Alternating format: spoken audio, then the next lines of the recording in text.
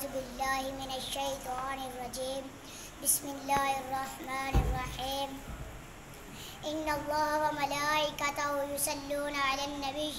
يا أيها الذين آمنوا صلوا عليه وسلموا تسليما صدق الله العظيم وصدق رسول النبي الكريم ونحن ذلك من الشاهدين والشاكرين والحمد لله رب العالمين.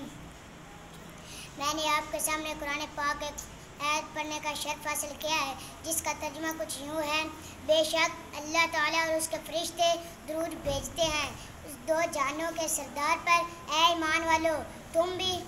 درود بھیجو اور سلام پڑھا کرو. حضور پاک صلی اللہ علیہ وسلم نے فرمایا: اے عائشہ رضی اللہ تعالیٰ عنہ، سونے سے پہلے 4 کام کر لیا کرو. پہلا،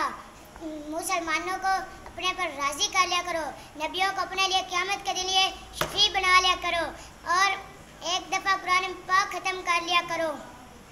اور ایک حج عمرہ کر لیا کرو. یہ کہہ کر حضور پاک صلی اللہ علیہ وسلم نے نماز کی نیت باندھ لی. تو جب حضرت عائشہ رضی اللہ تعالیٰ فرماتی ہیں کہ جب حضور پاک صلی اللہ علیہ وسلم نماز سے فارغ ہوئے تو میں نے عرض کیا: یا رسول اللہ صلی اللہ علیہ وسلم، آپ نے مجھے 4 کام کرنے کا حکم دیا ہے جو کہ اس قلیل وقت میں نہیں کر سکتی. تو حضور پاک صلی اللہ علیہ وسلم نے فرمایا: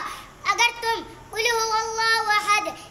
3 مرتبہ پڑھو گی تو تم قرآن پاک ختم کر لیا کرو گی، اور جب تم مجھ پر اور مجھ سے پہلے والے نبیوں پر درود پاک پڑھو گی تو ہم سب کے لیے قیامت کے دن شفیع ہوں گے، اور جب تم مومنوں کے لیے استغفار کرے گی تو سب مومن تجھ سے راضی ہو جائیں گے، اور جب سبحان اللہ والحمد للہ ولا الہ الا اللہ واللہ اکبر تم پڑھو گی تو تم حج عمرہ کر لو گی. ایک دفعہ کا ذکر ہے کہ حضور پاک صلی اللہ علیہ وسلم تشریف لائے اور فرمایا: اے حضرت عبد الرحمن سمرہ رضی اللہ تعالیٰ عنہ،